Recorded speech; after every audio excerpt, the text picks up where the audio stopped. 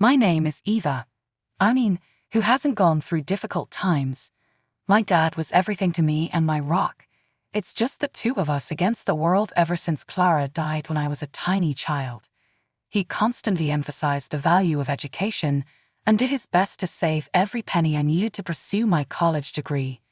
He would give me a wink and tell me, "You're going to make it, kiddo," while continuing to add little amounts of money to our tattered college fund jar. I gave him credence. Above all, I had faith in us. I enrolled at the nearby community college after high school with the goal of becoming well-known in the investment management industry. I got to know Max there. He was pleasant and unkempt in a way that somehow worked wonders on me. He was a member of my cohort. We hit it off right away, exchanging looks over lukewarm cafeteria coffee and laughs between lectures. Then the floor gave way under me. Dad died suddenly, without any prior notice. Our financial stability vanished as well, like a house of cards in a breeze. The college money proved to be more wishful than practical. In addition to missing Dad and his advice, I had to come to terms with the fact that my time as a college student was running out. With perseverance and scraps, I made it through my first year, but as the money dried up, I had to drop out. The flat, a modest 3-bedroom in a dilapidated area of town, was Dad's gift to me. Though little, it was home. On a cold evening, Max arrived to the flat with his hand tucked into the pockets of his worn pants. With a glance around the room where the wallpaper was softly peeling at the corners, he said, "You live here alone, Eva." "Yeah, just me now," I said, attempting to tamp down a particularly disobedient wallpaper strip. "It's not much, but it's what I've got." After observing me for a while, he moved in closer and clasped my hands. "Eva, let's get married. I want to look after you. Here, let's begin our lives together." Yes, it was abrupt, but why start now when nothing in my life had ever been planned? I responded, "Okay, Max," and it felt appropriate. Our wait was short. With only a few people present, the wedding took place in the municipal hall and was as simple as they come. Max's parents failed to appear. They thought I couldn't hear them, whispering that I was too plain and they'd never truly approved of me. They had chanted, "Not one of us." Yet Max held my hand and said, "I love you. That is all that is important." Following the ceremony, we strolled back to my current flat, with the pavement illuminated by the deep shadows created by the late afternoon light. Max broke open a bottle of the least expensive champagne available at the corner shop and gave each of us a shaky glass filled with frothy goodness. To us, he raised his glass in salute. With a taste of promise and fresh starts, the champagne fizzed on my tongue as I repeated the toast. Chapter 2. Assertions made. Max and I had a deal in which I would pay the bills and he would hit the books. After he finished college, it would be my chance to pursue the degree I abandoned when life became too difficult. Easy enough, huh? Though nothing is ever so simple, so's what I also believed. I had 2 jobs. During the day, I worked as a grocery store cashier, where I had to cope with long lineups and occasionally late customers. At night, I changed into a waitress uniform and worked as a server at a nearby restaurant, where I served late-night drifters and truckers lousy burgers and tepid coffee. Even though it was exhausting, I persevered because I knew that one day I would return through those college doors. Max, on the other hand, claimed to be knee-deep in his studies. With them, his demands increased. "When is dinner, Eva?" he would always grumble as soon as I dragged my tired body in the door. "I can't eat this fast food crap anymore. I need something decent like Clara used to make." I would bite back, throwing my keys on the table in a tired and angry manner. "Max, you should try cooking it yourself. I'm not your mother." He would frown and avert his eyes. "My goal in learning is to succeed in life. Maintaining a tidy home is the very least you could do." His words would ignite a fire in my chest, slicing through my fatigue. However, I would eat the response, worried about the rift it may create in our already brittle accord. Max's folks weren't very helpful. Compared to my diner-stained clothing and high school certificate, They were well educated and polished. They hardly ever recognized me, and when they did, it was always with a sly smile or a barely concealed criticism. "If you had completed your schooling, my love," Max's mother would remark, drinking her expertly prepared tea and peering over the rims of her glasses. Max did not support me. He simply followed along, taking in their words as if they were gospel. He would spend evenings there more and more, running away from our small apartment and all of the obligations that came with it. Max dropped another blow one evening while I was cleaning the grease from the diner under my fingernails. "I'm spending the night with my folks. Require a decent night's sleep and a genuine study space. I may have banged the bathroom cupboard a bit too hard." "All right, fulfill your obligations." The words pierced me deeply, acting to express everything I was unable to express. I took comfort in my routines as the days stretched into months, as the monotonous work at my jobs let me forget about the growing annoyances at home. I went through the processes like a robot, scanning the objects, grinning, serving meals, cleaning up, rinsing, and repeating. After a very long night, I arrived home to find my flat vacant. "No, Max, no excuses. Just a heads up. Away to study. Ensure that tomorrow's meal is prepared." I creased the message, the sheet severing in my hand. I gave myself a time alone myself in the dark light of our kitchen to truly feel everything, the weariness, the loneliness, the boiling rage. I closed my eyes and leaned against the counter, trying not to cry aloud but letting a silent one slip out. Eventually, Max graduated after years of working 2 jobs and watched himself lose himself in his books. The news that Max had almost instantly been hired by a prominent firm was a breath of fresh air in our otherwise stressful existence. Compared to my regular tips at the cafe, his new employment came with a paycheck that felt like a lottery win. One evening, as I sat across from him at our tiny kitchen table, I could feel my excitement rising. I tried to keep my voice steady as I spoke, full of long-forgotten ambitions and goals. "So, with your new job, I was thinking it might be time for me to cut back at work and start looking at programs, to pick up where I left off," I said. Max remained staring at his plate. "Eva, it is beyond our means. You are aware how tight the budget is given the current state of affairs, and every penny must be accounted for." His remarks were echoed by the sharp sound of his fork clattering on the plate. Leaning back, I felt my heart soften but not give up. Maybe only the day shifts, but I could stick with one job. We would still be financially secure, and I could handle taking school at night. His voice was stern and dismissive as he shook his head. "Just put college out of your mind, Eva. Instead of increasing debt, we need stability. It isn't useful." That was the end of our talk, but the disagreement lingered in my mind for days. I became pregnant before I had a chance to investigate more. College was no longer a fantasy. Instead, our daughter Lily took precedence in my life. Although raising Lily was a delight, it also served as an additional link binding me to obligations and routines that I hadn't chosen on my own. Like the goods I stocked, my goals were put on hold while I kept working at the grocery store. Max's critiques of my shelved education extended to my parenting as well. "Eva, you're not doing this correctly. She should be taught good manners, not this thing you're trying to teach her," Max would add, without taking his eyes from his phone. I recalled cuddling up to Lily and making her promises in whispers that I was starting to question my ability to keep. "It's all right, sweetie. Clara is here," I would say.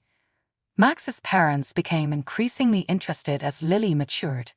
Their impact outweighed mine. Their posh preschool was paid for, and their grandparental pride was on display at every school function. Max made a new rule very clear one evening. It would be preferable if Eva skipped the school functions. Families should live up to the expectations of the instructors. Lily's chances cannot be ruined by us. Those remarks stung, a smack disguised as sympathy for my father. So what should I do now? Just remain at home and act as though I don't have a kid who is developing, discovering things I don't teach her, and changing into a person I hardly know? All he said was, It's for the best. Is apathy the last straw that crushed our once shared hopes? As the years turned, Max's comments gained weight, the type that draws you down rather than keeps you anchored in place. His stern instructions to our daughter Lily created an impression on her, instilling in her a contempt for me, her mother. Don't bother instructing Eva what to do, Eva. You talk, and she listens to me. When I proposed that Lily may set the table one evening, Max angrily said, "It's for her own good." His statements were always like this in front of Lily. With a sinking heart, I witnessed my young daughter's eyes grow as harsh as her father's. Lily used to yell at me, "You don't know anything, Clara," whenever I asked for assistance around the home. Her voice echoed her dad's, every utterance a jab. I made an attempt to connect with her, to fill the growing void between us with mother-daughter conversations, but all I could do was watch her recede more into her own world. A picture that Max and his dad created. Something cruelly brought everything into light one miserable day. Lily's pals were over, and our house was filled with laughing and happy chatter. I ran into them in the hallway when I was cleaning. Lily paused, her gaze flitting between her pals and myself. I was ready to say hello as I smiled and wiped my hands on my apron, but Lily interrupted before I could finish my sentence. "Oh, this is just our housekeeper." Her pals nodded, scarcely looking at me twice as they padded inside Lily's spotless room, which was off-limits to people like me. The adolescent giggles were muted and felt like needles in my chest as the door snapped shut. I went back to the kitchen and leaned against the refrigerator while crying, despite my determination not to let this destroy me. Not some unappreciated servant in my own house. I was her mother. I faced Max that night, my voice steady yet trembling. "How could you allow her to treat me this way? Our daughter." She referred to me as the housekeeping today. Max continued to stare at his paper. "Perhaps she would appreciate you more if you didn't dress the part. You're always wiping with those rags. What are your expectations?" His remarks cut through any remaining barriers and hurt. "Max, I'm trying. You and your folks are instilling hatred in her against me while I'm attempting to make this a home." He folded his newspaper neatly, sneering. "Eva, you have to get over your oversensitivity. She is growing up in a world that is distinct from your own. She must blend in." Restless nights ensued. Max's distance, his parents' callousness, and now Lily's rejection presented a harsh picture that sent my thoughts spiraling. I felt like an alien in my own life, reduced to the position of a quiet supplier who goes unnoticed and unloved. Lily was more and more embarrassed of me as I saw her mature into a teenager. Her remarks on my antiquated attire and basic etiquette struck a deeper chord because they repeated what Max had said. Her mother, who had given up everything to become invisible, was embarrassed to be seen with me. Though I had hoped it would be a turning point for something better, something gentler, turning 37 wasn't intended to be a big deal. I reserved a table at a classy downtown restaurant with a heart full of uncertain hope. A quiet party, just Max and Lily. Simple yet effective, something that might, just might, pull us back together for a night. Upon returning from work, the prospect of spending a peaceful evening with my loved ones lifted my mood. When I first entered the flat, it was extremely quiet. Sitting in the living room with their backs to the television, Max and Lily appeared as though they were expecting terrible news. "I have a surprise for you. I reserved a table for the three of us to celebrate my birthday at Marcelo's for dinner," I added, my voice upbeat, pushing joy over the boundaries of my tiredness. Max flicked off the television and gave me a questioning glance as a small smile tugged at the corner of his mouth. "Eva, seriously. You think we want to go out and celebrate with you? A dropout? What would we even talk about?" Max's words were casual, but they cut deep, his smirk turning into a sneer. "Yeah, Clara, it's kind of embarrassing. You wouldn't even know which fork to use," Lily added, her words echoing her father's disdain. I felt my face flush, the sting of their words like a slap. "I just thought we could be a family for tonight." With a bitter, sarcastic chuckle, Max said out, A family where you're embarrassing yourself. Thank you, not at all. Well, this is a present from me to you." With a dramatic flourish, he got up, went to his briefcase and took out an envelope, threw it upon the coffee table. I grabbed it up, shaking hands, confused. It was an application for divorce. This is your gift." With a broken voice, I asked. "Yes, you may think of yourself as free of us. Eva, we're done. Lily and I are moving out together." With a cold, calculating voice, he replied, "You can keep this place." Lily simply nodded and got up to go follow her dad. "I'd want to live with my father. Mother, I can't be seen with you. It's simply too awkward." With icy precision, they gathered up their belongings.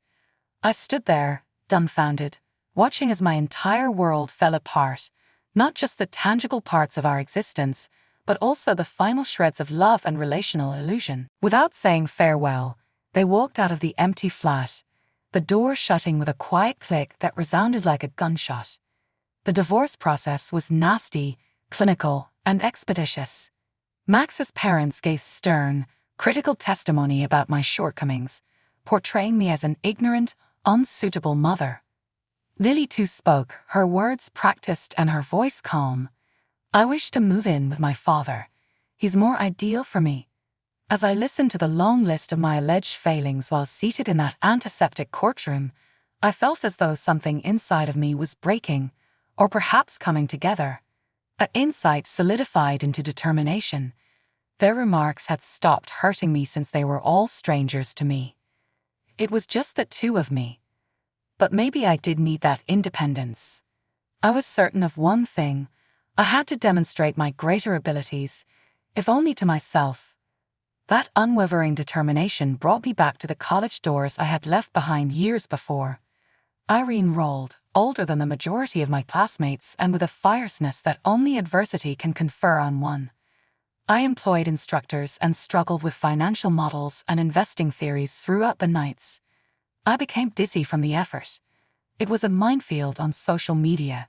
Occasionally, a picture of Lily, Max, and that woman, Max's new partner, would appear. They appeared content and carefree as they lived it up in a chic downtown condominium that exuded wealth. Seeing them so happy as I was trying to put myself back together hurt like hell. But I turned that into fuel and didn't let it bring me down. Every image and every post challenged me more. I used my hurt and rage as fuel for my studies, using my resentment as inspiration. By the time graduation day arrived, I had changed from the beginning. "Eva, you've got what it takes." In our last meeting, Dr. Henson, my favorite professor, advised me to don't let anyone tell you differently. His words soothed the sore spots on my pride. His endorsement helped me get a job at a reputable company, and I entered the banking industry determined to succeed. Another battlefield I was now well prepared to face was the business sector. For a brief while, I was simply another employee. I worked my way up from the bottom level to department head in 3 years. The company's future was being shaped by my actions, and my name was on an office door. I redesigned my life in tandem with my profession. My beat-up old automobile was exchanged in for a shiny new one that buzzed beneath my fingers like a promise. My apartment came next, a high-rise with views of the city that twinkled like the stars I was aiming for, going from a humble to a contemporary one. Purchasing new clothing was about more than simply fashion. It was for protection.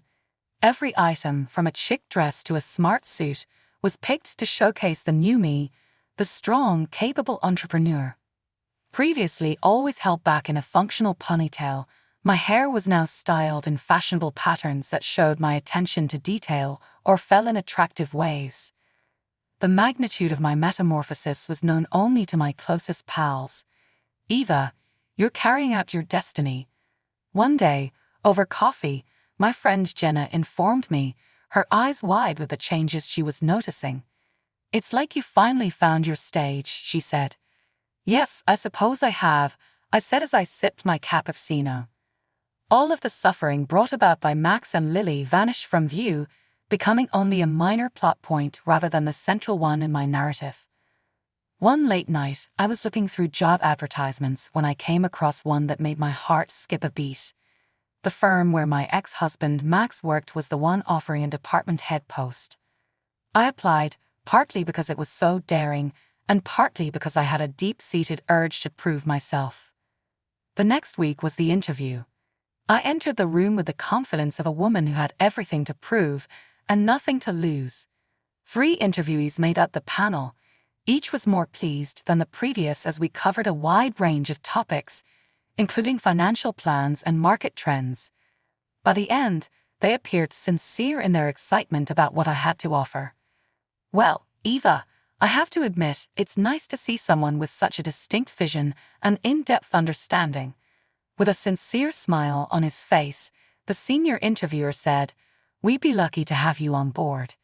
"I'm grateful," I answered in a calm and determined manner, eager to get started right away.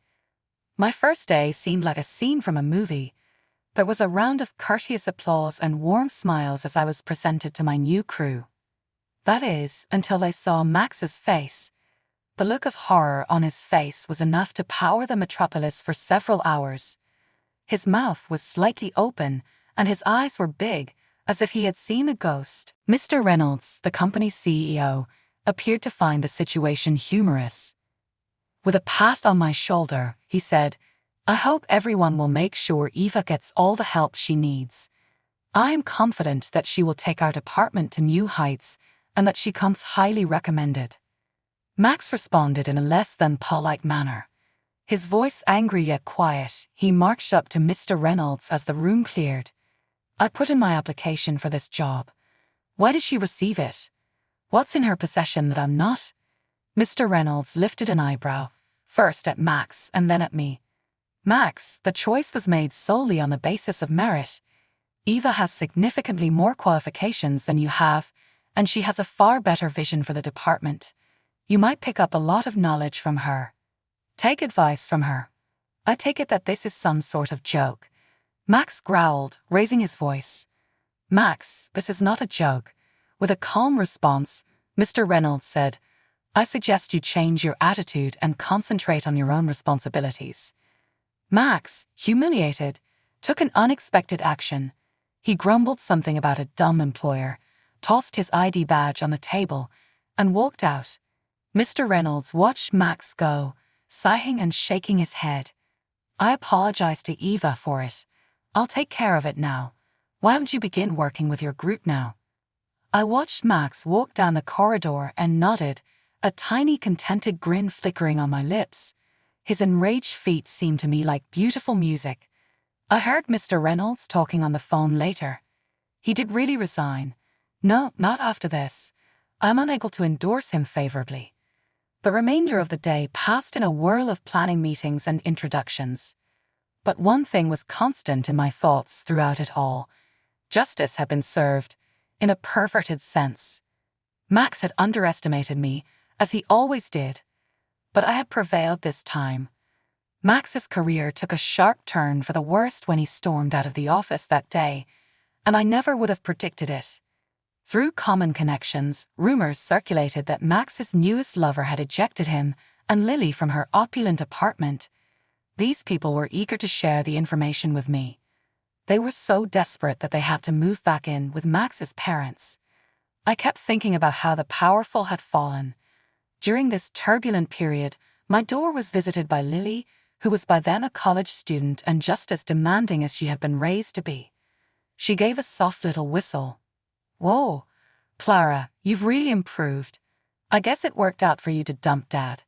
Although her tone was kind, there was a hint of sharpness that made me cautious. "Lily, what brings you here?" She strolled in and settled into my luxurious couch as like she was the owner.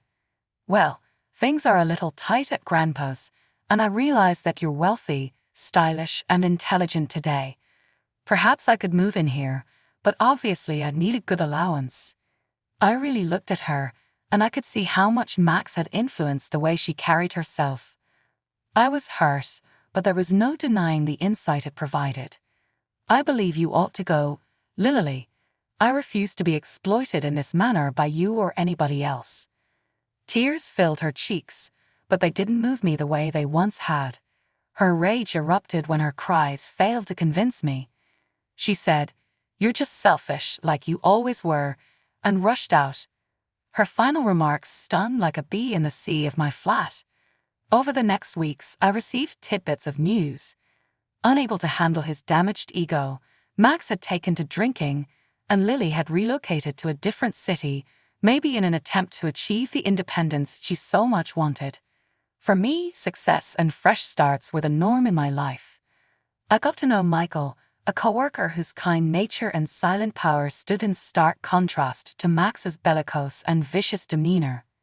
Our friendship eventually turned into love, and we were married in a modest, happy ceremony in front of everyone who genuinely cared about us.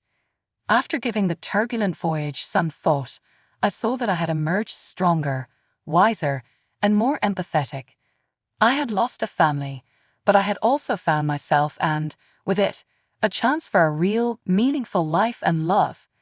With a sense of readiness for whatever was ahead, I knew that I had not only survived but also flourished, writing a victory story that was uniquely mine.